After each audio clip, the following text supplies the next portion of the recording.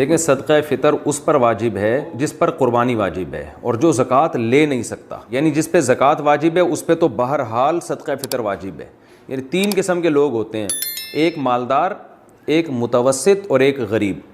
मालदार जिस पर ज़कात देना वाजिब हो, मुतवस्सित जिस पे ज़कात देना वाजिब तो ना हो लेकिन ज़कात वो ले भी ना सकता हो, और गरीब उसे कहते हैं जो ज़कात ले सकता हो। तो ये जो मुतवस्सित है ना, इस पे ज़कात तो वाजिब नहीं होती लेकिन सदक़ा फ़ितर इस पे वाजिब होता है और क़ुरबानी भी वाजिब होती है। मुतवस्सित किसे कहते हैं, यानी दरमियाना तबका किसे कहते हैं, कि जिनके पास 5 चीज़ें का मजमुआ 52.5 तोला चांदी के बराबर हो। 5 चीज़ें कौन कौन सी? सोना, चांदी, तिजारती माल, और चौथी चीज़ है कैश अमाउंट, और पाँचवीं चीज़ है वो सामान जो पूरे साल भी इस्तेमाल ना होता हो। तो किसी के पास ऐसे 5 चीज़ों में से 5 या 4 या 3 या कोई 2 या कोई एक चीज़ का मजमुआ 52.5 तोला चांदी के बराबर हो जाता है, जो मेरा ख्याल है आजकल 70-80 हज़ार रुपये उसकी वैल्यू चल रही है।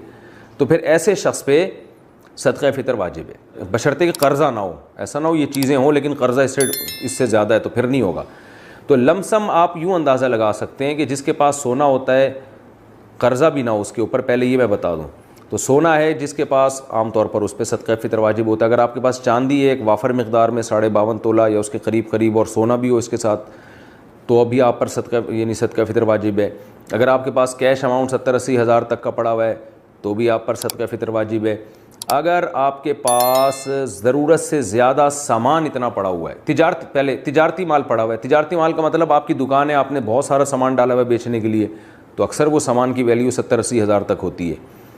या आपके पास कोई ऐसी चीज़ पड़ी हुई है जो पूरे साल इस्तेमाल नहीं हो रही, जैसे एक प्रॉपर्टी है, प्लॉट है, वो ना आपने किराए पर दिया हुआ है ना उस पर घर बना हुआ है आपका, वह वैसे ही पड़ा हुआ है, पूरे साल इस्तेमाल नहीं हो रहा वो, तो उस पर भी आप पर यानी सदक़ा फ़ितर वाजिब है।